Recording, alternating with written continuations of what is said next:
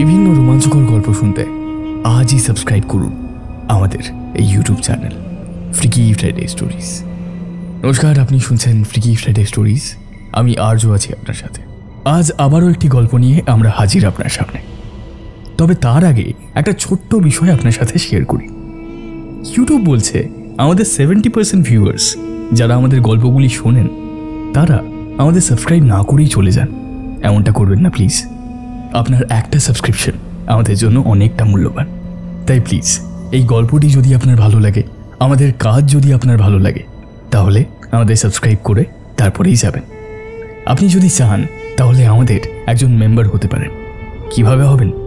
ওই যে সাবস্ক্রাইব বাটনের পাশে একটা জয়েন বাটন দেখতে পাচ্ছেন, ওই জয়েন বাটনে ক্লিক করলে মাত্র 29 টাকার বিনিময়ে আপনি পেয়ে যেতে পারেন আমাদের বেশ কিছু কন্টেন্টের আর্লি অ্যাক্সেস এবং বেশ কিছু কন্টেন্ট যেগুলো আমরা শুধুমাত্র আমাদের মেম্বারদের জন্যই তৈরি করি।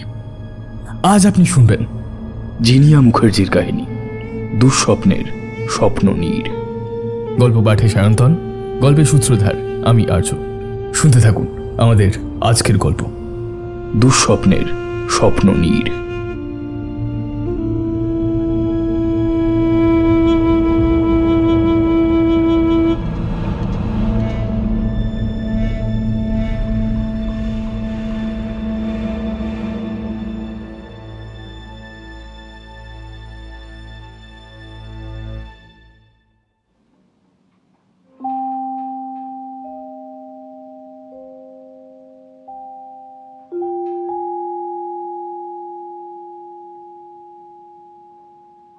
দক্ষিণ কলকাতার মতো জায়গায় এত কমে এত বড় একটা বাড়ি পাবো কখনোই ভাবিনি আমরা। আমি সায়ন সেন। এতদিন আমরা দুর্গাপুরের বাসিন্দা ছিলাম। আমি একটা প্রাইভেট সেক্টরে চাকরিরত। তবে এতদিন সেই চাকরি অস্থায়ী ছিল, বর্তমানে তা স্থায়ী হয়েছে এবং পাকাপাকিভাবে আমার কলকাতায় বদলি হয়ে গেছে। আমাদের পরিবারের সদস্য মোট 4 জন। আমি, আমার স্ত্রী মেহা, 7 বছরের পুত্র সন্তান রণ আর 5 বছরের কন্যা সন্তান রাহা। আমার আর মেহার প্রায় 7 বছর প্রেমের পর এখন 9 বছরের বৈবাহিক সম্পর্ক। কলেজ লাইফ থেকেই আমাদের প্রেম থাকায় আমরা স্বামী স্ত্রীর থেকে বন্ধু বেশি। রণ আমার প্রথম সন্তান, তার প্রতি তো আলাদা একটা ভালোবাসা রয়েছে। তবে রাহা আমাদের সকলের চোখের মণি। আমার আর মেহার তো বটেই, সাথে সাথে তার দাদা রনেরও। একদম যাকে বলে ওই জিগার কার টুকরা। যাই হোক, এবার ফিরি আসল কথায়। দুর্গাপুর থেকে কলকাতা শিফট হয়ে আমরা কিছুদিন একটা ভাড়া বাড়িতে ছিলাম। নতুন বাড়ির কাগজপত্র রেডি হতে যে কদিন সময় লাগে এই সে কদিন আর কি। এদিকে আবার রাহা আর রনের প্ল্যানিংয়ের শেষ নেই।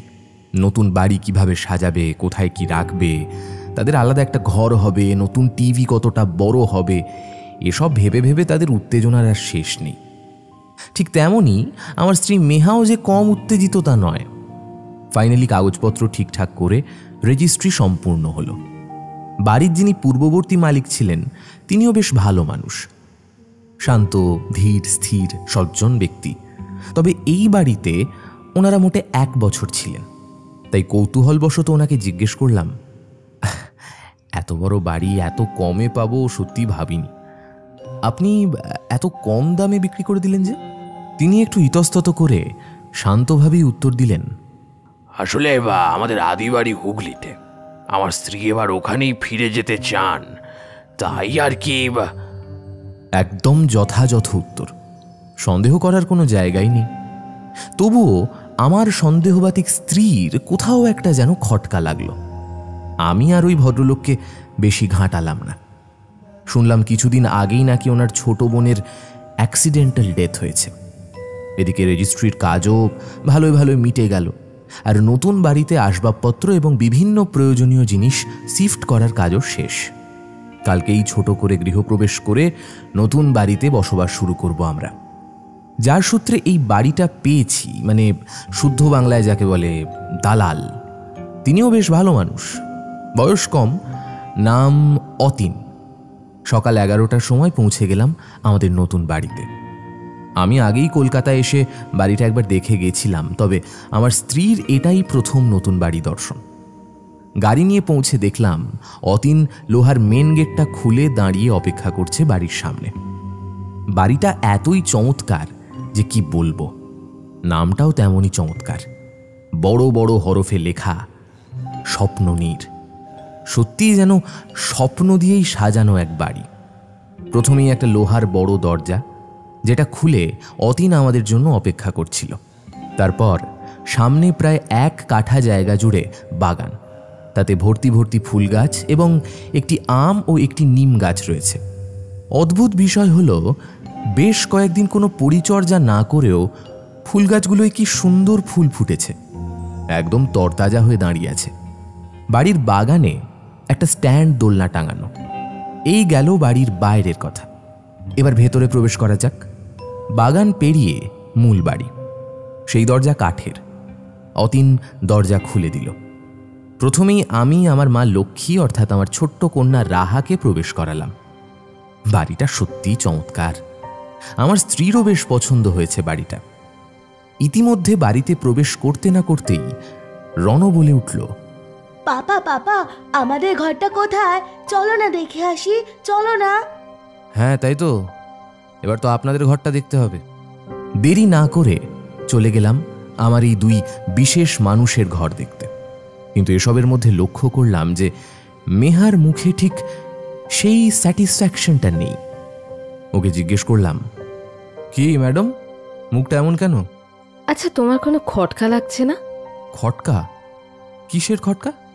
না না, এত কমে এত বড় বাড়ি এই কলকাতার মতো শহরে, তাও খুব একটা যে ভেতরে তা কিন্তু নয়।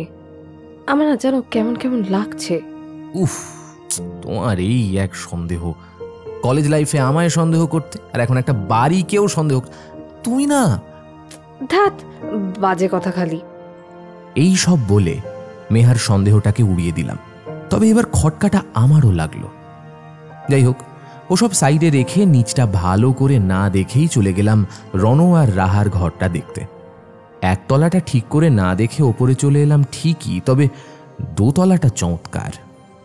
2টো পাশাপাশি ঘর, তার পাশে আরেকটি ছোট ঘর, ওই ঠাকুর ঘর বানানো যাবে এমন। আর ঘরগুলোর সামনে দিয়ে প্যাসেজ রয়েছে, যেটা সিঁড়ির সঙ্গে কানেক্টেড। রাহা আর রনের জন্য আলাদা আলাদা ঘর আছে ঠিকই, তবে আপাতত দুজনকে একই ঘরে রাখার প্ল্যানিং আছে। শুধু আলাদা আলাদা 2টো সিঙ্গেল বেড কিনে নিলেই হয়। উপরতলাটা একটু ঘুরে মেহা বলল, হয়েছে তোমাদের ঘর দেখা, এবার শান্তি তো। সায়ন, এবার নিচে গিয়ে আমাদের ঘর, কিচেন আর ডাইনিং এগুলো দেখে নি। আমিও ওকে সম্মতি জানিয়ে বললাম, হ্যাঁ চলো, এবার আমাদের ঘরটাও দেখে নি। ইতিমধ্যে রণ আর রাহা জানালো যে তারা নিচের ঘর দেখতে খুব একটা আগ্রহী নয়, তার চেয়ে তারা নিজেদের ঘরেই একটু সময় কাটাতে চায়। অগত্যা আমি আর মেহা নিচে চলে এলাম একতলাটা পরিদর্শনের উদ্দেশ্যে। বাহ, এই নিচের ঘরগুলো বেশ বড় বড়, তাই না? মেহার মুখে এতক্ষণে একটু হাসি ফুটেছে। আমিও বললাম, হ্যাঁ। কিচেনটা দেখলে? হ্যাঁ তো, কিচেনটাও বেশ বড়, হ্যাঁ ডাইনিংটাও। যাক, মেহার যে মনে ধরেছে বাড়িটা, এই ঢের। এই বোন, এই ওটা রাখ, কোত্থেকে কি সব টেনে টেনে বের করছে। ওপর থেকে হঠাৎ রনের চেঁচানোর আওয়াজ পেলাম। এখনই বাড়িতে আমরা 4 জন ছাড়া আর কেউ নেই। অতীনের কোনো কাজ আছে তাই সে চলে গেছে, আর গৃহপ্রবেশের পুজো করা ঠাকুর মশাইয়েরও আসতে দেরি হবে। তাই আমি আর মেহা ওপরে গিয়ে দেখলাম রাহার হাতে একটা অপরিষ্কার পুরনো বল। আমি রাহাকে জিজ্ঞেস করলাম, এটা কোথায় পেলে সোনা? রাহা উত্তর দিল, পাপা, ওই ঘরে একটা সিঁড়ি আছে দেখো, ওটাতে উঠলে ওপরে কত খেলনা। রাহা আর রনের ঘর পরিদর্শনের সময় কোনো সিঁড়ি চোখে পড়েনি আমাদের। রাহা বলল বলে ঘরে ঢুকে দেখলাম যে সত্যি সত্যি একটা সিঁড়ি আছে, আর সেটা দিয়ে উঠে গেলে একটা সুসজ্জিত বাঙ্ক, কত কত খেলনা থরে থরে সাজানো। কিরে রণ, তুই দেখতে পাসনি বাঙ্কটা? তাহলে তো বলটা তুই পেতিস। হ্যাঁ, আমার এই কথার জবাবে রাহা তড়িঘড়ি বলে উঠল, ও কি করে পেত? ওটা তো বন্ধু আমার গিফট করেছে। একটু অবাকই হলাম রাহার কথায়। একেই ও একটু ইন্ট্রোভার্ট, তার উপর এই নতুন জায়গায় বন্ধু। কথাটা উড়িয়ে দিয়ে বললাম, ওরে দুষ্টু, আবার মিথ্যে কথা বলা হচ্ছে। রাহা প্রতিবাদ করে জানালো, আমি মিথ্যে কই বললাম পাপা?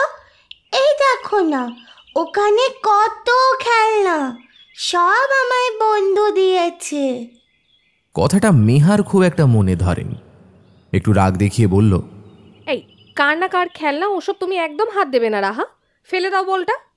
বলেই রাহার হাত থেকে বলটা ছুঁড়ে ফেলে দিল মেহা। তোমার বাবা এত খেলনা কিনে দেয়, তাও সেই পুরনো খেলনার উপর তোমার নজর কেন বলো তো? চলো নিচে চলো, রনো তুমিও এসো। মুখের কথা শেষ করতে না করতেই মেহা রাহাকে কোলে তুলে নিয়ে আর রনের হাত ধরে নিচে চলে গেল। এদিকে নিচে ঠাকুর মশাইও এসে গেছে। পুজোর সব ব্যবস্থা করাই আছে, শুধু পুজোয় বসার পালা। শান্তিপূর্ণভাবেই পুজো সম্পন্ন হলো। রাহা আর রণ তাদের মায়ের পাশে চুপ করে বসে, আমিও ওদের পেছনেই বসে। ভালোই ভালোই পুজো মেটার পরে ঠাকুরমশাই শান্তির জলের জায়গার দিকে আঙুল দেখিয়ে বললেন সারা বাড়িতে ওটা ছিটিয়ে দিতে।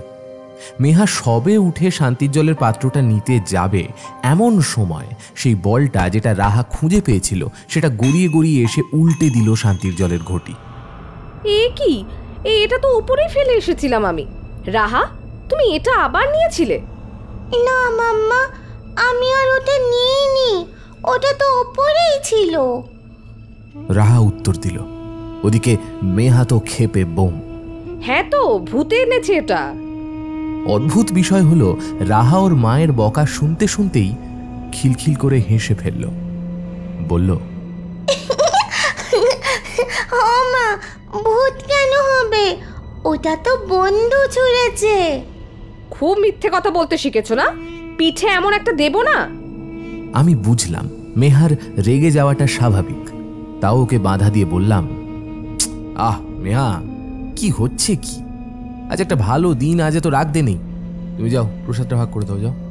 কোনো মতে আমার স্ত্রীকে শান্ত করে রাহাকে কোলে তুলে প্রশ্ন করলাম, এই দুষ্টু, বলটা কখন নিচে আনলি রে? রাহা আবারও একই উত্তর দিল, কিন্তু বারবার যে কোন বন্ধুর কথা বলছে কিছুই বুঝলাম না। ওর কথায় খুব একটা গুরুত্ব না দিয়ে ঠাকুর মশাইয়ের সঙ্গে একটু কুশল বার্তা বিনিময় শুরু করলাম। কথা ঠিকঠাকই চলছিল, কিন্তু হঠাৎ উনি প্রশ্ন করলেন, বাড়িটার খোঁজ নিয়ে কিনেছিলে তো? আমি পাল্টা প্রশ্ন করলাম, আসলে আমরা দুর্গাপুর থেকে এসেছি, তাই তেমনভাবে খোঁজ নিতে পারিনি। কেন বলুন তো? না না, এমনি জিজ্ঞেস করছিলাম। যাই হোক, এবার আসি। হ্যাঁ আচ্ছা আচ্ছা, বেশ, আসুন তাহলে। শুনুন না, বলছি এবার থেকে কিন্তু এই বাড়ির সব পুজো আপনাকেই করতে হবে। নিশ্চয়ই বাবা, আমিই করব। আজ তবে আসি। ঠাকুর মশাই চলে গেলেন। ওদিকে দেখি মা মেয়ের আবার কি নিয়ে ঝগড়া লেগেছে। চুপি চুপি গিয়ে রণকে জিজ্ঞেস করলাম যে ঠিক কি ব্যাপার। রণ জানালো আবার সেই বন্ধু নিয়েই কিছু একটা হয়েছে। মেহাকে বললাম, আবার কি হয়েছে? এত বকছো কেন ওকে? তোমার মেয়েকেই জিজ্ঞেস করো। বন্ধুকে নাকি প্রসাদ দিতে হবে আবার। যত বোঝাচ্ছি এসব কথা বানাতে না, ততই ও তর্ক করে যাচ্ছে। সামলাও তোমার মেয়েকে, আমি বলে দিলাম। আচ্ছা ঠিক আছে, আমি দেখছি, তুমি টিভি দেখো, যাও যাও। মেহাকে এটা বলেই রাহাকে কোলে নিয়ে ড্রয়িং রুমে চলে গেলাম। মেহা এই প্রথম রাহাকে বকল। আর তার থেকেও অবাক করা ঘটনা হলো, ওইটুকু মেয়ে রাহা ওর মায়ের মুখে মুখে তর্ক করছে, যেটা ওর কাছে সম্পূর্ণ একটা অযাচিত ঘটনা। একই কথা বারবার জিজ্ঞেস করে রাহাকে বেশি ঘাঁটাতে চাইলাম না। কথা বলতে বলতে অন্যদিকে ঘুরিয়ে দিলাম বিষয়টা। এই বাড়িটা বেশ প্রপার জায়গাতেই, তবে এই এরিয়াতে এটাই শেষ বাড়ি। এর পরে আর কোনো বাড়ি নেই। আবার আগের বাড়িগুলো বেশ আগে, মাঝে শুধুই ভাগ করা প্লট। মালিকরা মনে হয় দাম বাড়াবার জন্য জমিটা ফেলে রেখেছে। ভেবেছিলাম সন্ধ্যের দিকে ছেলে মেয়েটাকে নিয়ে একটু বাইরের দিকে বেরোবো, কিন্তু ওই দিন সব কাজ করে গুছিয়ে উঠতে উঠতে সবাই ভীষণ ক্লান্ত হয়ে পড়লাম। রাতে বাইরে থেকেই একটু খাবার আনিয়ে খেয়ে শুয়ে পড়লাম। সারাদিনের ক্লান্তির পর ঘুমটা বেশ গভীর হয়েছিল, কিন্তু হঠাৎ মাঝরাতে ঘুম ভাঙল মেহার ডাকে। এই কি গো, কি গো, শুনছো? ওঠো না। কি হয়েছে? এত রাতে ডাকছো কেন? রান্নাঘরে কিছু একটা পড়ার আওয়াজ হলো। একবার চলো না, গিয়ে দেখি চোর টোর এলো কিনা, কে জানে। হ্যাঁ, কি চোর? চলো গিয়ে দেখি, চলো। মেহা আর আমি ঘর থেকে এসে তেমন কিছুই দেখতে পেলাম না। কোথাও কিছু পড়েও নেই, আর কেউ কোথাও নেই। আমি একটু রেগে গিয়ে মেহাকে বললাম, এই সারাদিনের পর এসব ভালো লাগে বলো তো? হ্যাঁ, কাল একই অফিস আছে আর মাঝরাতে এইসব দূর। আরে আমি তো শুনলাম, কি যে শুনলাম। আচ্ছা আচ্ছা, বেশ, চলো শুয়ে পড়ি। মেহা আর আমি সব দেখে শুনে ঘরে চলেই আসছিলাম, এমন সময় দেখি কেমন একটা আওয়াজ। পেছনে ঘুরে দেখি যে বলটা নিয়ে সকাল থেকে রাহা খেলছিল, সেই বলটা সিঁড়ি দিয়ে গড়িয়ে পড়ছে নিচে। দেখে মনে হবে সবে কেউ গড়িয়ে দিল। আমি মেহাকে বললাম, মনে হয় সিঁড়ির পাশেই রাখা ছিল, এখন ওই জন্যই গড়িয়ে এসেছে। দাঁড়াও, সাইডে রেখে দিয়ে আসি ওটা। মেহার মুখ দেখেই বুঝলাম ও বেশ ভয় পেয়ে গেছে। বলটা সাইডে রেখে মেহাকে নিয়ে ঘরে চলে গেলাম। সকাল হলো, আমি অফিসে বেরিয়ে গেলাম। আজ রাহা আর রনের নতুন স্কুলে যাওয়ার পালা। এই নিয়ে রনের 4 বার স্কুল চেঞ্জ হলো, আর রাহার 2 বার। বুঝি ওদেরও একটু সমস্যা হয়। নতুন স্কুলে আবার নতুন করে বন্ধু বানানোটা একটু সমস্যা। তবে আর হবে না, মেহাকে একাই আজ ওদের স্কুলে নিয়ে যেতে হবে। এতক্ষণ ধরে, বা বলা ভালো এত দিন ধরে যা চলছিল সবটা ঠিকই ছিল। সমস্যাটা শুরু হলো রাহা আর রনকে নতুন স্কুলে ভর্তি করার পর। তবে এর আগেও বেশ কিছু ঘটনা ঘটেছে যেগুলোকে আমরা সেরকম গুরুত্ব দিইনি। হঠাৎ একদিন রনও এসে আমাকে এবং তার মাকে জানায় যে রাহা নাকি রাতের বেলা করে সবার অলক্ষ্যে কারোর সাথে গল্প করে। কার সাথে সেটা সে দেখতে পায়নি, যেহেতু আমি আর মেহা আলাদা ঘরে ঘুমোই, তাই আমাদের পক্ষে দেখা সম্ভব নয়। কিন্তু রনও দেখেছে আর আমাদের জানিয়েওছে, কিন্তু আমরা গুরুত্ব দিইনি। রনও হঠাৎ একদিন এসে জানালো, বাবা বাবা, আমাকে অন্য ঘরে শিফট করিয়ে দাও না প্লিজ। বোন সারা রাত ঘরে কথা বলতে থাকে আর আমার ঘুমই হয় না একদম। মেহা রেগে গিয়ে বলল, খালি ভুলভাল কথা না তোমার? বোন কথা বলে আবার কি? ওর কি ফোন আছে, না ঘরে কেউ আছে? কার সাথে কথা বলবে ও? আমি জানি না কার সাথে বলে, কিন্তু ও কথা বলে সারা রাত ধরে, বলতেই থাকে বলতেই থাকে বলতেই থাকে, আর আমি একটুও ঘুমোতে পারি না। প্লিজ প্লিজ মাম্মা, আমাকে শিফট করিয়ে দাও না। আহ, সবেতে মারামারি কেন বলো তো? আচ্ছা রনো, তুমি স্কুলের জন্য রেডি হও, আমি দেখছি কি করা যায়। সেদিন এইসব বলে রনকে শান্ত করে দিলাম। যদিও এর পরেও রনো একই অভিযোগ বেশ কয়েকবার করেছে, কিন্তু তাও আমি গুরুত্ব দিইনি। ভয়েতে ওর মাকে আর কিছু জানাইনি। আর এদিকে আমি গুরুত্ব দিচ্ছি না দেখে আমাকেও বলা বন্ধ করে দিল। তবে রাতে ঘুম না হওয়ার ফলে বেশ কিছু সমস্যা সৃষ্টি হতে শুরু করলো। একদিন রনো আর রাহার স্কুলে গার্জেন কল হলো, রনোর কারণে। যেহেতু ওর মায়ের মাথা একটু গরম বেশি, তাই আমিই চলে গেলাম রনোর স্কুলে। ম্যামের সাথে কথা বলে রনো আর রাহাকে নিয়ে বাড়ি চলে এলাম। এসে মেহাকে সবটা জানালাম। মেহাও এই ব্যাপারটা নিয়ে একটু উদ্বিগ্ন। বাড়ি চেঞ্জ হয়েছে 1 সপ্তাহ হয়নি, তাই হয়তো রনোর রাতের ঘুমে সমস্যা হচ্ছে। রাহা তো ছোট, তাই অত বুঝতে শেখেনি। রনোটা একটু বড় হয়েছে, তাই হয়তো ব্যাপারটা ওর ওপর এফেক্ট ফেলেছে। দুজনে ঠিক করলাম রনোকে কয়েকদিন বাড়িতেই রাখবো। একটু মানিয়ে নিলে তারপর না হয় আবার স্কুল যাবে। এই সবই চলছিল। রনো বাড়ি আছে 2 দিন ধরে। লক্ষ্য করে দেখলাম একই সমস্যা। বাড়িতে থেকেও ও দিনের বেলা করে ঘুমিয়ে পড়ে। তাহলে রাতে কি সমস্যা? ঠিক করলাম রনোকে স্কুলে পাঠানো হবে। রনোরও বাড়ি থাকতে আর ইচ্ছে করছে না, কিন্তু রাতে ঘুমোতে না পারার জন্য সে এখনো রাহাকেই দায়ী করছে। রনোকে বোঝালাম, দেখ বাবা, বোন রাতে যা পারে করুক না, তুই তোর মতো ঘুমিয়ে পড়। হ্যাঁ দেখ, তোর আর বোনের তো আলাদা বিছানা, তাহলে তো সমস্যার কিছু নেই। তুই তোর মতো ঘুমিয়ে পড়, কেমন? এসব বলে আমি আর মেহা মিলে রনো আর রাহাকে ঘরে দিয়ে এলাম। মেহাও ব্যাপারটা নিয়ে বেশ চিন্তিত হয়ে আমায় জিজ্ঞেস করলো, আচ্ছা সায়ন, তোমারও কি মনে হয় রাহা রাত জেগে জেগে কারোর সাথে কথা বলে? মেহা, তুমিও রনোর মতো করছো। আচ্ছা, রাহা সারা রাত জেগে থাকলে দিনের বেলাও নিজে ঘুমিয়ে পড়তো না? তুমি বলো তো।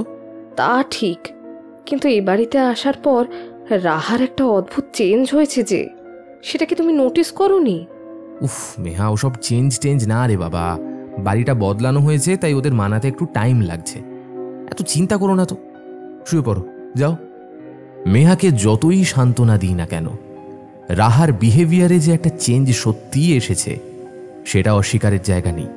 যে রাহা দাদাভাই ছাড়া কিছু বুঝতই না, সে রনের সাথে বাড়িতে এসে থেকে একটুও খেলেনি অবধি। কেমন যেন নিজের একটা আলাদা জগৎ তৈরি করে নিয়েছে। আর ওই বল, হ্যাঁ সেই বল যেটা রাহা এ বাড়িতে প্রথম দিন এসে পেয়েছিল, সেটা তার নাকি কোন বন্ধু দিয়েছে। ওই বলটা কিছুতেই কাজছাড়া করতে চায় না। পারলে স্কুলেও ওটা নিয়ে গেলে ভালো হয়। একাই বলটা নিয়ে খেলে, বলের সাথে কথা বলে, আবার মাঝে মাঝে মনে হয় যেন বলের ওদিকে কেউ আছে যার সাথে ওর গভীর সম্পর্ক। বাচ্চার খামখেয়ালি বলে এড়িয়ে এসেছি ব্যাপারটা, তবে আর এড়ানো হয়তো ঠিক হবে না। রাতটা কাটল। আজ থেকে রনের আবার স্কুল যাওয়ার কথা। রাহা উঠে নিচে চলে এসেছে, কিন্তু রনও এখনো আসেনি। রনকে ডাকতে ওপরে গিয়ে হঠাৎ মেহার চিৎকার শুনতে পেলাম। সায়ন, সায়ন তাড়াতাড়ি ওপরে এসো একবার, ছেলের গা জ্বরে পুড়ে যাচ্ছে। ঝটপট ওপরে গিয়ে দেখি গায়ে মারাত্মক টেম্পারেচার, থার্মোমিটারে প্রায় 104 ডিগ্রি ছুঁই। কখন যে জ্বরটা এসেছে কিছুই জানিও না আমরা। ছেলে একদম বেহুশ, কোনো সেন্স নেই। আমি সঙ্গে সঙ্গে কোনো রকমে একটা প্যারাসিটামল এনে খাইয়ে দিলাম, আর মেহা অন্যদিকে জলপট্টি দিতে শুরু করলো। প্রায় 8 ঘন্টা হয়ে গেল, জ্বর একটুও কমার নাম নেই। বেশ চিন্তায় পড়ে গেলাম আমরা। মেহা তো প্রায় কান্নাকাটি জুড়ে দিল। সব দেখে শুনে আমি মেহাকে বললাম, এই না আর দেরি করা ঠিক হবে না, চলো এখনই কোনো নার্সিংহোমে নিয়ে যেতে হবে, চলো। মেহা অঝরে কাঁদতে কাঁদতে বলল, হ্যাঁ গো চলো, আর দেরি করো না, আমার ছেলেটার যে কোনো সেন্স নেই, চলো তাড়াতাড়ি চলো। আমি ঝটপট বাড়ি থেকে বেরিয়ে গেলাম ট্যাক্সি ডাকতে। এদিকে এসবের জন্য রাহারও আর স্কুল যাওয়া হয়নি। তবে একটা বিষয় একদম মাথা থেকে বেরিয়ে গিয়েছিল, যে রাহাকে কোথাও দেখছি না। ওকেও তো সঙ্গে নিয়ে যেতে হবে, না হলে আর কোথায় রেখে যাব? এখানে তো তেমন কোনো প্রতিবেশীও নেই যাদের সাথে সুসম্পর্ক গড়ে উঠেছে। অগত্যা আমি ট্যাক্সি ডেকে বাড়ি এসে দেখলাম রাহা বাগানে খেলছে সেই বলটা নিয়ে। ব্যাপারটা একটু অদ্ভুত, বলা ভালো একটু বেশি অদ্ভুত। ওর এত ভালোবাসার দাদা ভাইয়ের এত জ্বর, আর ও এদিকে খেলছে। বাচ্চা তো, ব্যাপারটা যে এতটা সিরিয়াস ও হয়তো বুঝতে পারেনি। যাই হোক, আমি আর মেহা রনকে গাড়িতে তুলে দিলাম, সঙ্গে রাহাকেও। এদিকে এই কলকাতার রাস্তায় এত জ্যাম, তার উপর আবার অফিস টাইম। ট্যাক্সিটাও সব কটা সিগন্যাল খেতে খেতে যাচ্ছে। ট্যাক্সিতে বসে থাকতে থাকতে হঠাৎ রাহা একটা কথা বলে উঠল, উফ, তোমরা যে আমায় নিয়ে কেন এলে আমি জানি না, আমি তো রানীর সাথেই থেকে যেতাম। কিছুই বুঝতে না পেরে আমি রাহাকে জিজ্ঞেস করলাম, রানী? রানীটা কে রাহামা? মেহা একটু রেগে গিয়ে বলল, তুমি এখনো রাজগুবি কথা শুনছো? দেখো না সামনে এত জ্যাম কেন। মেহা এত অস্থির হয়ে যেও না, এটা অফিস টাইমের জ্যাম, একটু বসো তো চুপ করে। অবশেষে অনেক যানজট পেরিয়ে আমরা নার্সিংহোম পৌঁছলাম। ডাক্তার রনকে ভেতরে নিয়ে গেলেন চেক আপের জন্য। আমরা বাইরে বসে অপেক্ষা করছি। মেহার চোখ দিয়ে অঝরে জল পড়ে যাচ্ছে। এমন সময় রাহা বলে উঠল, দাদা ভাই রানীকে দেখে অত ভয় পেল কেন? অত ভয় পেল বলেই তো ওর জ্বরটা এলো। মেহাও এবার জিজ্ঞেস করল, রানী? রানী কে রাহা? রাহা উত্তর দেওয়ার আগেই ভেতর থেকে ডাক্তারবাবু বেরিয়ে এলেন। বললেন, কিছু দেখে প্রচণ্ড ভয় পাওয়ার জন্যই জ্বরটা এসেছে, চিন্তার কিছু নেই। আমি একটা ইঞ্জেকশন দিয়েছি, ওটাতেই জ্বরটা কমে যাবে। রনকে বাড়ি নিয়ে যেতে পারবো তো ডক্টর? হ্যাঁ নিশ্চয়ই, এই 2 ঘন্টা মতো রাখবো। যদি জ্বরটা না আসে তাহলে আপনারা ওকে নিয়ে যেতে পারেন। ভগবানের কৃপায় রনর আর জ্বরটা আসেনি, আর আস্তে আস্তে জ্ঞানও এলো। ডাক্তারবাবু কিছু ওষুধ দিয়ে ছেড়ে দিলেন। বাড়ি ফিরে মেহা আমায় বলল যে রন নাকি ওই ঘরে আর শুতে চাইছে না। কি হয়েছে জিজ্ঞেস করলেই কুঁকড়ে উঠছে। তাই মেহা, রন আর রাহাকে নিয়ে এই ঘরেই শোবে। মানে আমরা 4 জন আজ এই ঘরে ঘুমোবো। আমার কোনো সমস্যা নেই, কোথাওই কোনো সমস্যা নেই, কিন্তু সমস্যা সৃষ্টি করল রাহা। পরিষ্কার করে জানালো সে আমাদের সাথে ঘুমোতে রাজি নয়, সে তার নিজের ঘরেই ঘুমোবে। কিন্তু রনও কোনো মতেই ও ঘরে যেতে নারাজ। অগত্যা রনও আমাদের সাথেই ঘুমোলো, আর রাহা ওপরে ওদের ঘরে একা। মেয়েটা দিন দিন কেমন যেন হয়ে যাচ্ছে। কেমন যেন দূরে সরে যাচ্ছে আমাদের থেকে। এই বাড়িতে আসার পর থেকে ওকে যেন চিনতেই পারছি না। আলাদা আলাদা থাকে, কেমন একটা ডিস্টেন্স ক্রিয়েট করে নিয়েছে আমাদের থেকে। ও যে আমাদের কতটা আদরের, কতটা ভালোবাসার, ও নিজেই হয়তো ভুলে যাচ্ছে সেটা। কিন্তু কেন, কি কারণ, কোনো উত্তর খুঁজে পাচ্ছি না। মাত্র 2 সপ্তাহের ফারাক। 2 সপ্তাহে কত বদলে গেছে মেয়েটা আমাদের। মেহা আর আমি দুজনেই এই বিষয়টা নিয়ে বেশ চিন্তিত। তবে এই মুহূর্তে দাঁড়িয়ে রনর সুস্থ হওয়াটা বেশি জরুরি। ওই রাতে রণ আমাদের কাছে বেশ সুন্দর ঘুমোলো। মাঝরাতে একবারও ঘুম থেকে ওঠেনি, যেন মনে হচ্ছিল কতদিনের ঘুম ওর জমে আছে। তাহলে এতদিন রাতে কেন ঘুমোতো না? এতদিন ধরে কি সমস্যা হচ্ছিল রনর? এইসব প্রশ্ন মাথায় বারবার ঘুরপাক খাচ্ছে, কিন্তু ভয়েতে জিজ্ঞেস করতে পারছিলাম না, যদি ছেলেটার আবার শরীর খারাপ করে। কিন্তু হুট করে আবার অবাক হলাম রাহার একটা কথায়। সকালে আমি আর মেহা ঘুম থেকে উঠে পড়লাম, কিন্তু রনর শরীরে ঘুমের ঘাটতি আর ক্লান্তি থাকার জন্য ও তখনও ঘুম থেকে ওঠেনি, আর আমরা ডাকিও নি। আমি স্কুলে কথা বলে নিলাম যাতে রনর স্কুল কামাই নিয়ে পরে কোনো সমস্যার সৃষ্টি না হয়। মেহার রাতে রনর চিন্তায় ঠিকঠাক ঘুম হয়নি, কিন্তু রাহাকে তো স্কুলের জন্য রেডি করতে হবে, তাই ওকে উঠে পড়তে হলো। মেহা খাবার রেডি করে রাহাকে খাওয়াচ্ছিল, এমন সময় হঠাৎ রাহা বলে উঠল, মা, ও মা, রানী কেন স্কুলে যায় না? মেহা আর আমি দুজনে একে অপরের মুখ চাওয়াচাই করলাম। মেহা প্রশ্ন করল, কে রানী রাহা? সে কি, তোমরা রানীকে চেনো না? ও তো প্রথম থেকেই আমাদের সাথে সাথে থাকে। খালি আজগুবি কথা না তোমার। তাড়াতাড়ি খাও আর খেয়ে স্কুলে যাও। আমার মাথাটাও আবার দেখছি আজকে ধরেছে। মেহা ধমকে রাহাকে চুপ করিয়ে দিল। আমি আজ অফিস ছুটি নিয়েছি। বেরিয়ে শুধু রাহাকে ছেড়ে দিয়ে বাড়ি চলে এলাম। আমার মনে হলো আজ রনর সাথে একটু সিরিয়াসলি কথা বলা প্রয়োজন। রাহাকে স্কুলে দিয়ে এসে দেখলাম রণ ঘরে চুপচাপ বসে কার্টুন দেখছে। ফিরেই আগে ওকে কিছু না বলে মেহাকে ডেকে বললাম যে, এই চলো কথাটা জিজ্ঞেস করে নি। মেহা একটু উদ্বিগ্ন হয়ে উত্তর দিল, আমার কি তো বেশ ভয় লাগছে। ছেলেটা যদি... ভয় না পেয়ে চলো, রণকে নিয়ে আমাদের ঘরে এসো। রণকে নিয়ে মেহা আমাদের ঘরে এলো।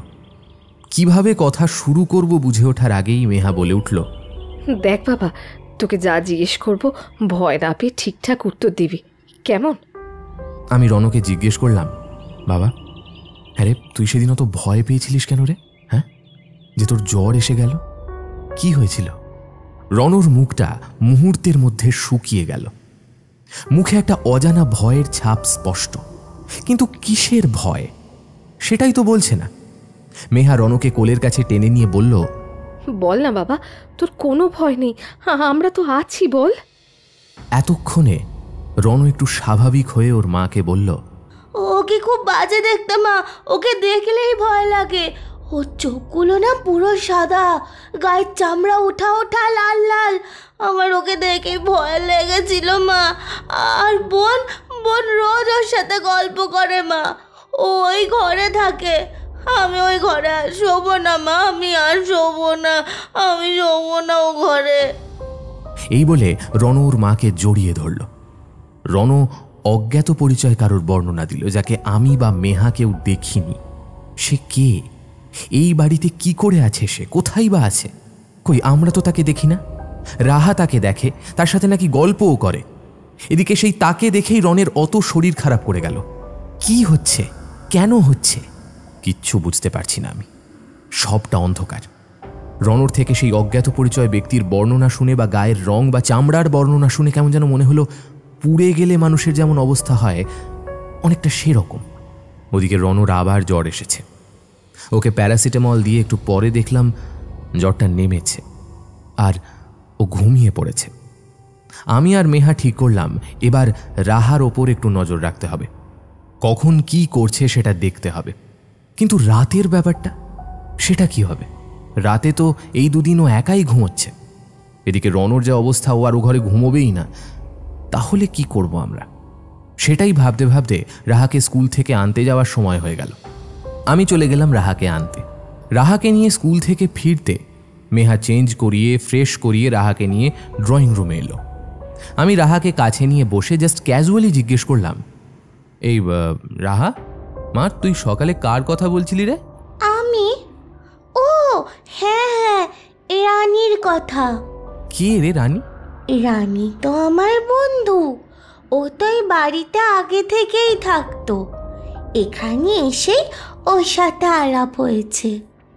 বাহ, কই একদিন দেখা করা তো তোর রানীর সাথে, আমরাও কথা বলি। ওই তো বাবা, তোমার সামনেই তো দাঁড়িয়ে আছে রানী। আমার সামনে? কোথায়? আমার একদিকে রাহা বসে, অন্যদিকে মেহা। মেহা আমার হাতটা চেপে ধরল। বুঝলাম ও ভীষণ ভয় পেয়েছে, কিন্তু বিষয়টা জানা তো দরকার, তাই আমি কথা আরও বাড়াতে লাগলাম। রাহাকে বললাম, কই মা, হ্যাঁ তোর বন্ধু কোথায়? না বাবা, রানী সবার সামনে আসবে না, তাহলে তোমরাও দাদা ভাইয়ের মতো ভয় পেয়ে যাবে। বুঝে গেছি, তোমার খালি দুষ্টুমি না? কেউ নেই তোর বন্ধু, খালি বাজে বকবক। দেখেছো মেহা, তোমায় বললাম না যে... আমি মুখের কথা শেষ করার আগেই টেবিলের ওপর থেকে ফুলদানিটা মাটিতে পড়ে ভেঙে গেল। কিছুক্ষণ একদম নিস্তব্ধ। রাহা সেই নিস্তব্ধতা ভেঙে বলে উঠল, তোমরা বিশ্বাস করছিলে না যে ও আছে, তাই ও ফুলদানিটা ফেলে দিল। মা, ওকে বকো না প্লিজ। আর মা? মেহা ভয়ে পাথর হয়ে বসে আছে, নড়াচড়া করার ক্ষমতা নেই ওর। এতদিন রণ আর রাহার যে কথাগুলো আমরা নেহাতি বাচ্চার খামখেয়ালি ভাবছিলাম, সেটা যে আসলে নয়, সেটা আজ প্রমাণিত। আমরা চারজন বাদেও এই বাড়িতে আর একজনের অস্তিত্ব আজ স্পষ্ট টের পেলাম। সে কে, সে কেমন, কোনো ধারণা নেই, কিন্তু সে আছে। শুধু জানি সে আছে, ব্যাস। আজ আমি একজনকে বাড়িতে নিয়ে এসেছি। শুনলাম নাকি অশরীরী অতৃপ্ত আত্মা এসবকে বাড়ি থেকে নির্মূল করায় উনি বেশ সিদ্ধহস্ত। আমার এক অফিস কলিগ ওনার খোঁজ দিলেন। ভদ্রলোক বেশ শান্ত প্রকৃতির মানুষ। সকাল সকাল উঠে ওনাকে নিয়ে এলাম আমাদের বাড়িতে। শুনেছি উনি নাকি সায়েন্টিফিক ওয়েতে সব করেন। একটু তান্ত্রিক ব্যাপার তো আছে, তবে দেখলে একটু শ্রদ্ধা জাগে, অন্তত ভণ্ড বলে মনে হয় না। বাড়িতে ঢুকে 10 মিনিট বাড়িটা দেখার পর আমি ওনাকে জিজ্ঞেস করলাম, কি বুঝছেন শাস্ত্রীজি? উনি কিছুক্ষণ চুপ থেকে উত্তর দিলেন, আপনাদের সন্দেহ কিন্তু ভুল নয়। এই বাড়িতে একটা প্যারানর্মাল অ্যাক্টিভিটি তো আছে। মেহা ভয় ভয় জিজ্ঞেস করলো, তাহলে কি হবে? দেখি কি হয়। আচ্ছা চলুন, দেখি আপনাদের মেয়ের ঘরে নিয়ে চলুন। আমি ওনাকে নিয়ে রাহা আর রনর ঘরটায় গেলাম। ভদ্রলোক বেশ খানিকক্ষণ ঘুরে টুরে দেখে বললেন, এই ঘরে একটু একা ছেড়ে দিন আমায়। ওনার কথা মতো ওনাকে একা ছেড়ে আমি আর মেহা ঘর থেকে বেরিয়ে এলাম। এত বড় বাড়ির অমন জলের দর হওয়ার কারণ এবার হারে হারে টের পাচ্ছি। কিন্তু এটাও ঠিক যে এতদিনে সেই অর্থে কোনো ক্ষতি হয়নি আমাদের। কিন্তু যদি হয় তখন কি করব? এইসব ভাবতে ভাবতেই দেখলাম শাস্ত্রীজি ঘর থেকে বেরিয়ে এলেন। বেরিয়ে এসে বললেন, চলুন নিচে চলুন, কথা আছে। শান্তভাবে নিচে নেমে সোফায় বসলেন উনি। আমরাও বসলাম। হুট করে উনি রাহার খোঁজ নিলেন। এটা দেখে আমি অবাক হলাম। আমি আমাদের সন্তান সম্পর্কে কিছুই জানাইনি ওনাকে।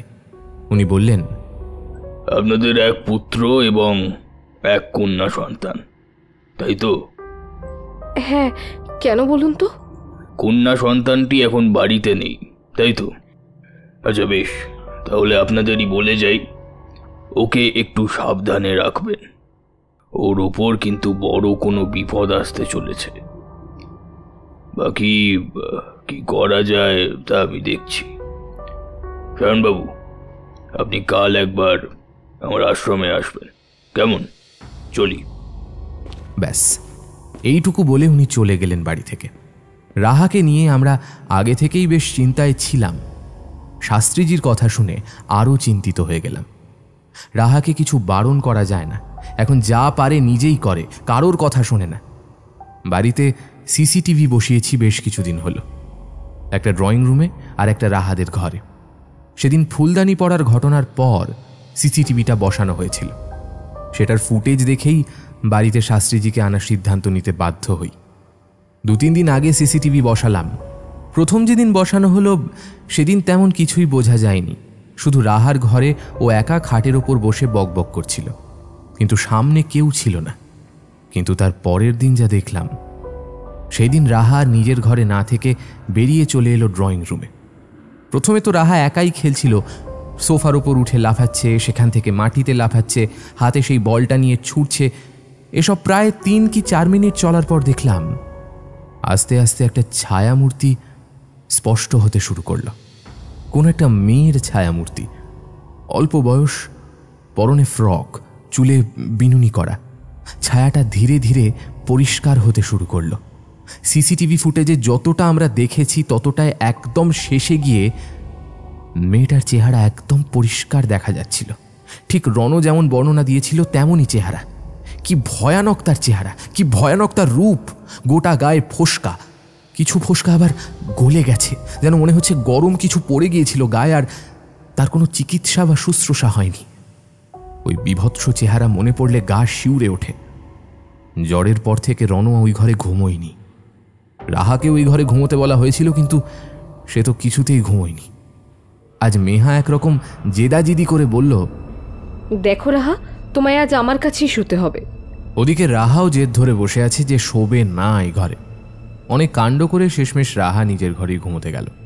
কিন্তু শাস্ত্রীজি যে বললেন মেয়েকে চোখে চোখে রাখতে, তার কি হবে? রাহা ঘরে চলে গেল, আমরাও দরজা বন্ধ করে শুয়ে পড়লাম।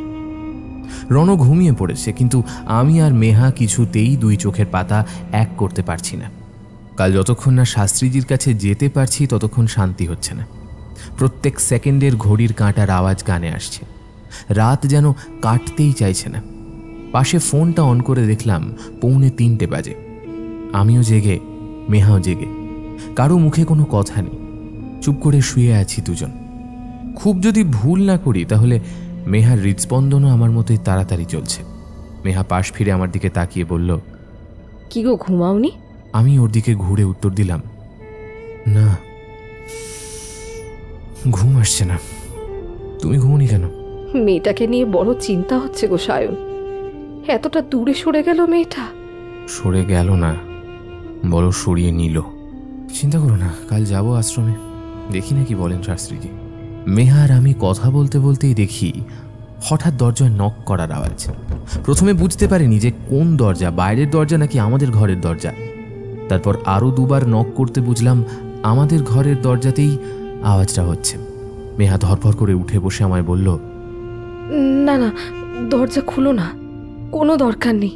আরে যদি রাহা আসে তাহলে? তাহলে আগে জিজ্ঞেস করে নিয়ে দরজাটা খোলো।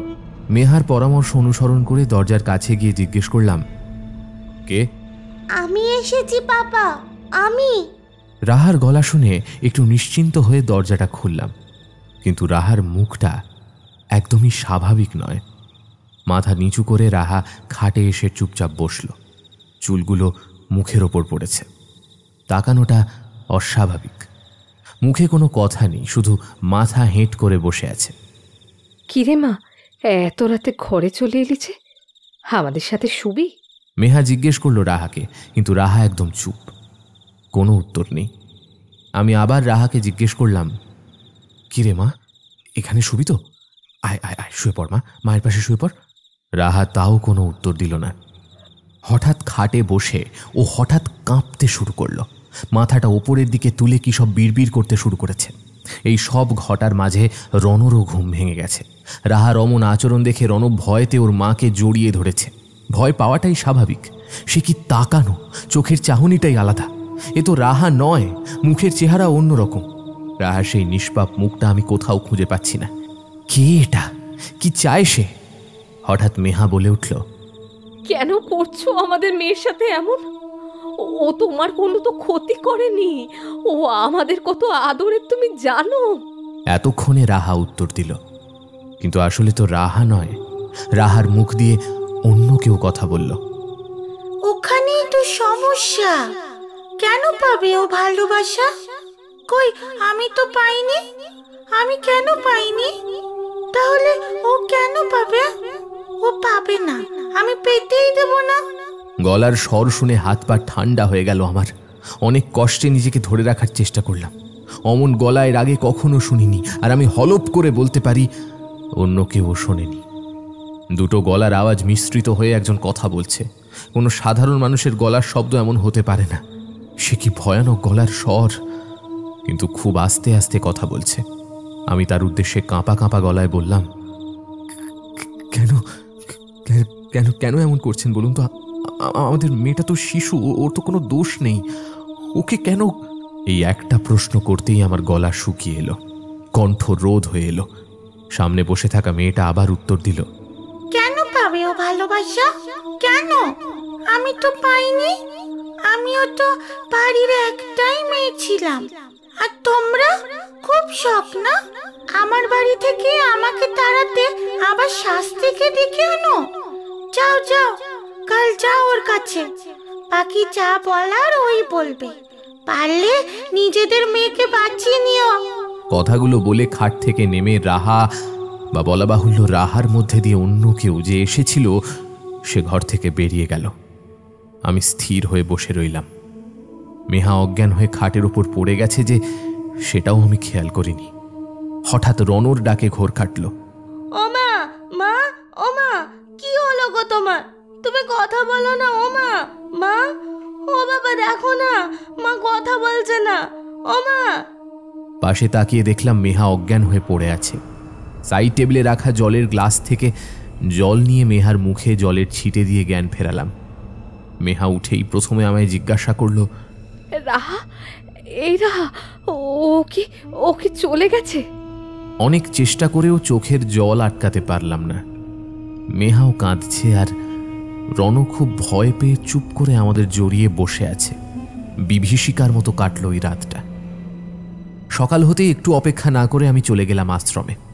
বাড়িতে ওদের একা রেখে যেতে মন চাইছিল না, কিন্তু কিছু করারও তো নেই। রাহার থেকেও এখন মেহা আর রণকে নিয়ে বেশি চিন্তা হচ্ছে আমার। কোনো রকমে কালকের ঘটনার পর নিজেকে সামলে নিয়ে বাড়ি থেকে বেরোনোর আগে একবার রাহার ঘরে গিয়ে দেখলাম রাহা ঘুমোচ্ছে। দরজাটা বন্ধ করে বেরিয়ে পড়লাম।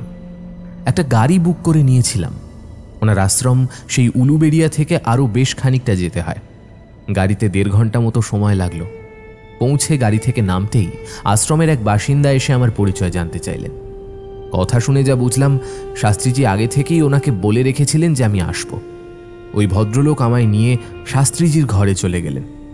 ঘরে ঢুকে দেখলাম শাস্ত্রীজি জপের মালা হাতে বসে আছেন। আমার দিকে তাকিয়ে ওই ভদ্রলোককে ঘর থেকে চলে যাওয়ার নির্দেশ দিয়ে আমায় বললেন, আসুন আসুন সায়নবাবু, আসুন, আপনার জন্যই অপেক্ষা করছিলাম। আমি উদ্গ্রীব হয়ে উঠলাম কাল রাতে যা ঘটেছে সেটা বলার জন্য। জানেন শাস্ত্রীজি, কাল রাতে... আমার কথা শেষ হওয়ার আগে শাস্ত্রীজি বললেন, হ্যাঁ জানি জানি, কাল রাতে সে এসেছিল, তাই তো? সে আমাকে সকালেই জানিয়েছিল যে সে রাতে আপনাদের সাবধান করতে আসবে। সে? এই সেটা কে? কেন সে এমন করছে?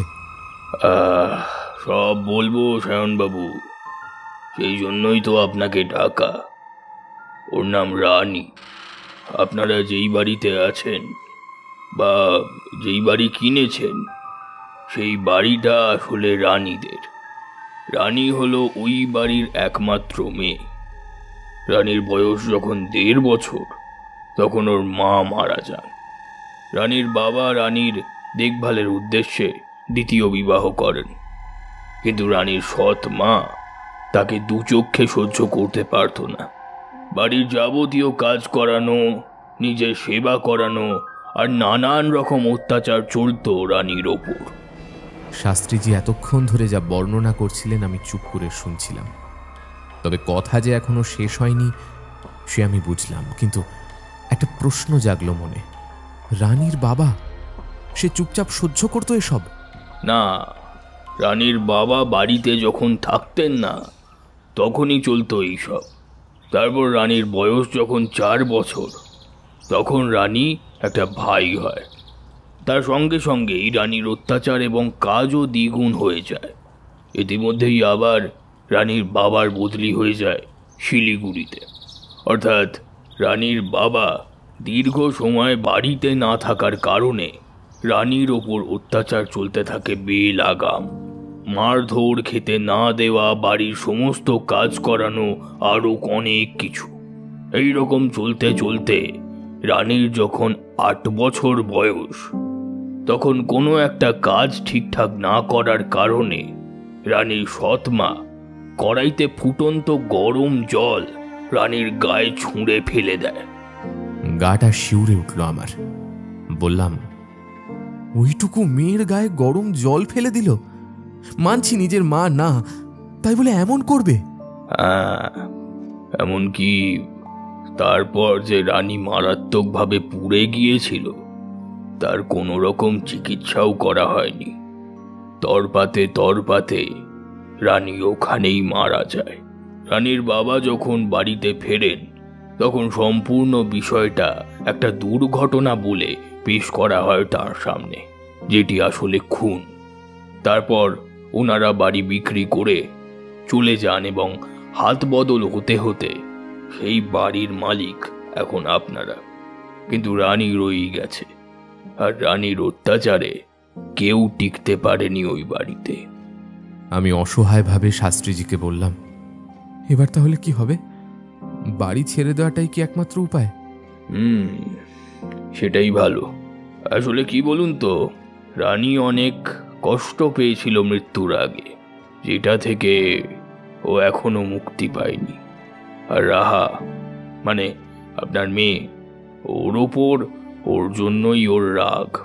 সে বাড়ির একমাত্র মেয়ে হয়েও কোনো যত্ন পায়নি, তাহলে রাহা কেন পাবে? এই চিন্তাতেই সে রাহাকে আপনাদের থেকে সম্পূর্ণভাবে আলাদা করে দিয়েছে। রাহা এখন ছোট, ওর ওপর প্রভাব বিস্তার করা সহজ। যত তাড়াতাড়ি সম্ভব আমি নতুন বাড়ি খোঁজার চেষ্টা করছি শাস্ত্রীজি। ততদিন যদি রাহার সেফটির জন্য কিছু করা যায়। হ্যাঁ, সেটা ভেবে রেখেছি আমি। এই ম্যাগনেটটা নিয়ে যান, এটা যে কোনোভাবে রাহার শরীরের সাথে রাখবেন। আশা করি রাহা এর ফলে রানীর প্রভাব থেকে মুক্ত হবে। আর কিছু না সায়নবাবু, আর কিচ্ছু নয়। রানীকে সম্পূর্ণ নির্মূল করা সম্ভব নয় যতদিন না ওপরওয়ালা নিজে থেকে ওকে টেনে নিচ্ছে। এখন সেই দিন কবে আসবে আমরা তো বলতে পারি না, তাই না? সেই জন্যই আপনাদের সরে যাওয়াটাই ভালো। যত তাড়াতাড়ি সম্ভব আমি নতুন বাড়ি খুঁজে নেব শাস্ত্রীজি। বেশ, নিন, যান, এবার বাড়ি যান। বাড়ি গিয়ে নিজের পরিবারকে রক্ষা করুন। শাস্ত্রীজির পা ছুঁয়ে প্রণাম করে বেরিয়ে পড়লাম সেখান থেকে। গাড়িতে উঠে ফিরতে ফিরতে অনুভব করলাম যে আমি আর পারছি না, শরীর আর দিচ্ছে না, মাথা ভার লাগছে, ফিরতে ইচ্ছে করছে না ওই বাড়িতে। কিন্তু কিছু তো করার নেই, আমার কাছের মানুষগুলো যে ওখানে, ওদেরকেও তো বাঁচাতে হবে। এতক্ষণে অনেকগুলো জট খুলল মনের। মেয়েটার চেহারা কেন অমন এবার বুঝলাম। কি নৃশংস মানুষ, এত নৃশংস হতে পারে? অতটুকু মেয়ের গায়ে গরম জল ফেলে মেরে ফেলল। ছি, এরকম মানুষও আছে। হ্যাঁ, রানীর জন্য সত্যি কষ্ট হচ্ছে এবার আমার। হাজার হোক আমিও তো বাবা, কিন্তু যে নেই তার জন্য এখন না ভেবে যে আছে, অর্থাৎ আমার মেয়েটা, তাকে তো বাঁচাতে হবে, নয়তো ভাবতেও পারছি না যে কি হবে। বাড়ি ঢুকলাম। ঢুকে দেখলাম রনো আর মেহা ড্রয়িং রুমে বসে আমার জন্যই অপেক্ষা করছে। ঢুকে রাহার কথা জিজ্ঞেস করে জানলাম ও ওর ঘরে।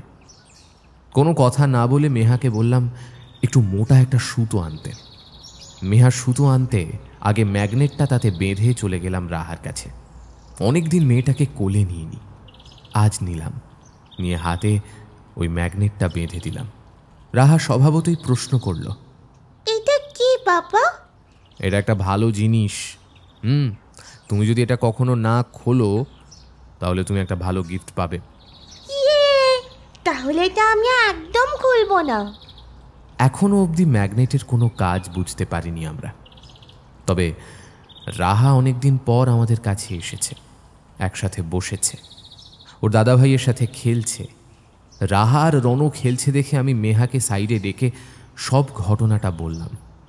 মেহা তারপর বলল, রাহাও আজ এরকম কিছু বলছিল, ঠিকভাবে এক্সপ্লেন করতে পারিনি, তবে বলছিল সবই। কি বলছিল রাহা? বলছিল যে রানীর নাকি খুব কষ্ট, ওর মা নাকি ওকে একদম ভালোবাসেনি, খুব মেরেছে। প্রথমে ভাবলাম হয়তো মিথ্যে কথা এসব। হাসালে গো মেহা, মিথ্যে শুধু মানুষই বলে, অশরীরীরা আর যাই হোক মিথ্যে বলে না। তাও ঠিক। আরও বলছিল জানো? কি বলছিল? বলছিল রানী নাকি বলেছে ওকে নিজের কাছে নিয়ে নেবে, আর তারপর থেকে ওরা নাকি একসাথেই থাকবে। এটা শুনে আমার বুকটা কেঁপে উঠেছিল। হ্যাঁ গো সায়ন, আমাদের মেয়েটার কোনো ক্ষতি হবে না তো? শাস্ত্রীজি বললেন রানী আর রাহাকে ছুঁতে পারবে না, আর যা বুঝলাম রানীর মেন টার্গেট হলো রাহাই। এই ওকেই প্রোটেকশনটা দিতে হবে। এ বাড়িতে আর থাকা যাবে না, তুমি অন্য একটা বাড়ি খোঁজো, তাতে বাড়ি ছোট হোক কোনো অসুবিধা নেই, আমি ঠিক মানিয়ে নিতে পারবো। এই কলকাতা শহরে কি বাড়ি চাই বললেই পাওয়া যায় মেহা? তবে আমি যত তাড়াতাড়ি সম্ভব চেষ্টা করছি।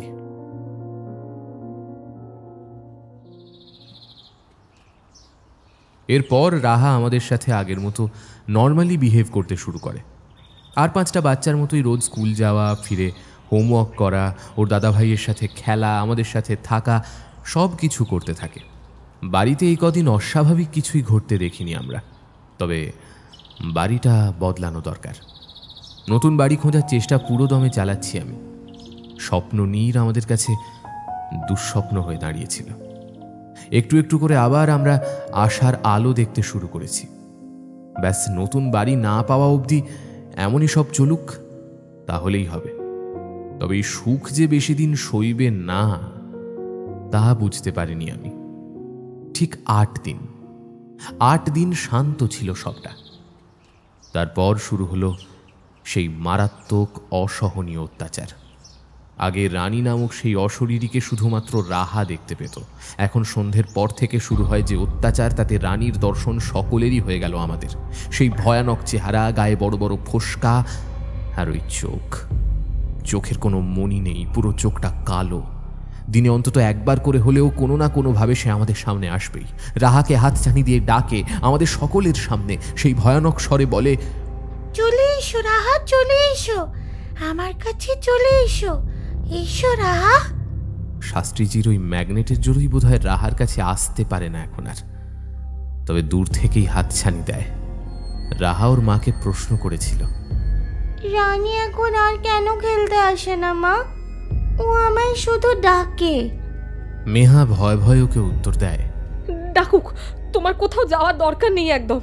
কিন্তু রানী যে না ছুঁয়েও ক্ষতি করতে পারে এই দিকটা আমরা ভেবে দেখিনি। বিকেলে মেহা রাহাকে খাওয়ানোর জন্য দুধ গরম করতে বসিয়ে কিচেন থেকে চলে যায়।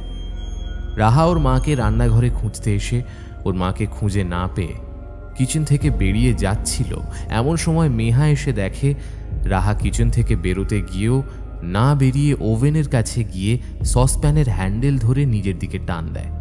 সঠিক সময় মেহা না পৌঁছলে আজই মেয়েটা রানী কি চাইছে? ওর মতো করেই রাহাকে শেষ করে দিতে? কেন চাইছে ও রাহার এত বড় ক্ষতি? রানী এখন গলার কাঁটার মতো খচখচ করছে আমাদের।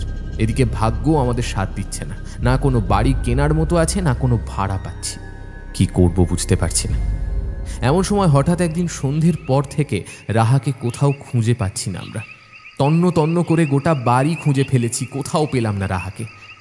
এমন সময় রণ বলল, বাবা একবার ছাদটা দেখে এসো না, ছাদে তো দেখা হয়নি আমাদের, চলো না চলো একবার দেখে আসি।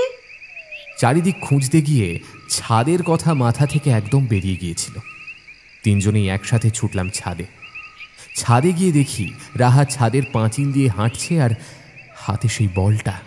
মেহা চেঁচিয়ে উঠল, রাহা, রাহামা, হ্যাঁ এমন করে না বাবা, নিচে নেমে আয়, আয় মা, নিচে নেমে আয়। উল্টো দিক থেকে কোনো উত্তর নেই। রাহা হেঁটে যাচ্ছে পাঁচিল দিয়ে সোজা। আমি আর রাহার উদ্দেশ্যে নয়, এবার কথা বললাম রানীর উদ্দেশ্যে। রানী, কেন এমন করছো? আমার মেয়েটা কি ক্ষতি করেছে তোমার? এবার রাহা মুখ ফিরিয়ে আমাদের দিকে তাকালো। তবে এ তো রাহা নয়, ঠিক সেদিন রাতের মতো মুখে অন্য আরেকটা মুখের ছাপ, চোখের চাহনি অস্বাভাবিক, চুলগুলো অগোছালো। একটা বিদঘুটে খিক খিক করে হেসে ওদিক থেকে জবাব এলো, একদম ঠিক ধরেছ, রাহা নয়, আমি রানী।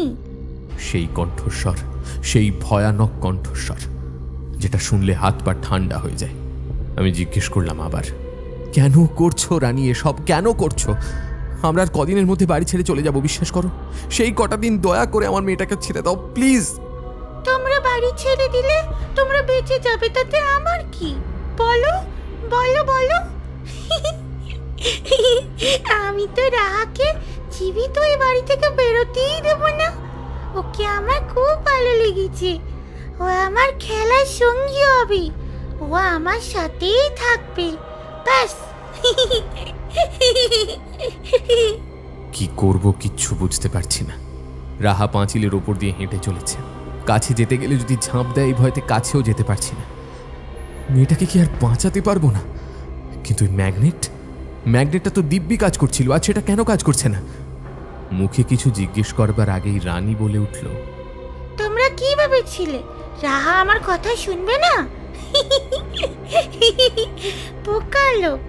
একবার বলেছিলাম ওকে শুধু যে ওইটা খুলে আসতে, আরো খুলে চলেও এলো।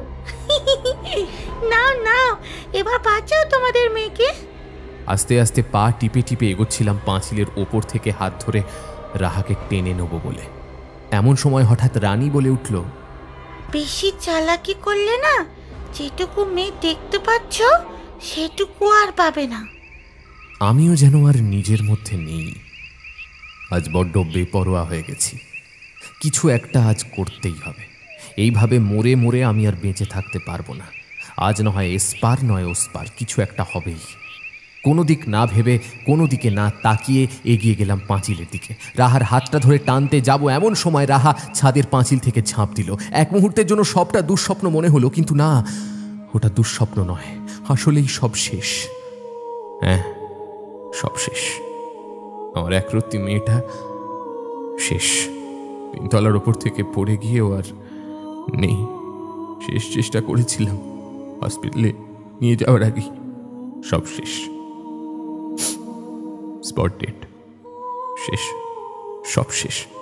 চোখের সামনে মেয়েটা শেষ হয়ে গেল।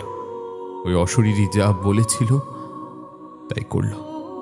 কারোর বিরুদ্ধে অভিযোগ দায়ের করার নেই, কারোর থেকে প্রতিশোধ নেওয়ার নেই। পুলিশের রেকর্ডে এটা একটা সাধারণ দুর্ঘটনা। কিচ্ছু করতে পারলাম না আমরা, কিচ্ছু না। এই ঘটনার পর ওই বাড়িতে আমরা আর ফিরে যাইনি। এক সপ্তাহ একটা হোটেলে ছিলাম, তারপর একটা ফ্ল্যাট কিনে শিফট করে গেলাম সেখানে। মেহার মানসিক অবস্থা ঠিক নেই। ওকে একটা মানসিক হাসপাতালে রেখে এসেছি কিছুদিন আগে। নিজের চোখের সামনে মেয়ের মৃত্যুটা ও মেনে নিতে পারেনি। আমি রনর মুখের দিকে তাকিয়ে নিজেকে ঠিক রেখেছি অনেকটা। নতুন ফ্ল্যাটে শিফট করে গেছি, কিন্তু ওই বাড়ি থেকে কোনো জিনিস আনা হয়নি। ঠিক করেছিলাম মেহা ঠিক হয়ে বাড়ি এলে সব নিয়ে আসবো, তাই আজ যাব সব আনতে। মেহাকে দুদিন আগে বাড়ি নিয়ে এসেছি। ঠিক হয়তো নেই, ও আগের থেকে অনেক চুপচাপ। এত বড় ধাক্কাটা নিতে পারেনি, তবু আগের থেকে অনেকটা সুস্থ। 2-3 জন খদ্দের আর ম্যাটারর নিয়ে গেলাম ওই বাড়িতে সব আনতে। বেশ কিছু জিনিস বিক্রি করে দিলাম, সব নিয়ে এসে লাভ নেই বলে। এখন তো আর অত বড় বাড়ি নয়, জাস্ট 2 কামরার একটা ফ্ল্যাট। এত জিনিস আর কোথায় রাখবো, তাই বিক্রি করে দিলাম সব। তবে বাড়িটা না, বাড়িটা আমি বিক্রি করব না। হ্যাঁ, এই বাড়িতে আসবো না ঠিকই, তবে বিক্রিও করব না। আমি চাই না আর কারোর এমন ক্ষতি হোক। কি অদ্ভুত, আজ এই বাড়িতে এতক্ষণ থাকলাম, এমনকি একা একা বাগান, ছাদ, স্টোর রুম ঘুরলাম, কিন্তু রানীর কোনো চিহ্নও নেই। হয়তো ওর উদ্দেশ্য পূরণ হয়ে গেছে, তাই আজ আর আমার সামনে আসার দরকার নেই ওর। কি অদ্ভুত না? ভাবতেও কেমন লাগে। কত স্বপ্ন নিয়ে এসেছিলাম এই বাড়িতে, সেই বাড়ি আমাদের দুঃস্বপ্ন হয়ে উঠল। কত বড় ক্ষতি করে দিল। 2 ঘন্টার মধ্যে সব কাজ মিটে গেল ওই বাড়ির। যা নেওয়ার সব নিয়ে নিলাম, যা বিক্রি করার সেগুলো বিক্রিও করে দিলাম একদম। সব করে বেরিয়ে আসার সময় একদম দরজার কাছে এসে একবার পেছনে ঘুরলাম। কিসের যেন একটা টানে ফিরে দেখি সিঁড়ির ওপর রাহা দাঁড়িয়ে আমায় হাত নেড়ে ডেকে বলল, বাবা, আমায় নিয়ে যাবে না? আমি কি একা একাই থাকবো এখানে? আমায় নিয়ে যাবে না বাবা? বাবা। ইচ্ছে করছিল দৌড়ে গিয়ে কোলে তুলে নি মেয়েটাকে। আমি জানি ও আমাদের মধ্যে নেই, আমাদের মতো সাধারণ মানুষও নয়, কিন্তু তাও আজ ওকে দেখে ভয় লাগলো না আমার।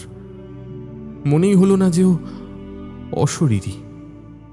ভাগ্যের কি খেলা না, আমাদের মেয়েটা নাকি অশরীরী। আচ্ছা, ও কি নিজেও এখনো বুঝতে পারেনি যে ও আমাদের মধ্যে আর নেই? ও কি জানে না যে ও আর জীবিত নেই? ওই জন্যই কি ওর বাবাকে হাত নেড়ে ডাকছে, ঠিক আগে যেমন ডাকতো?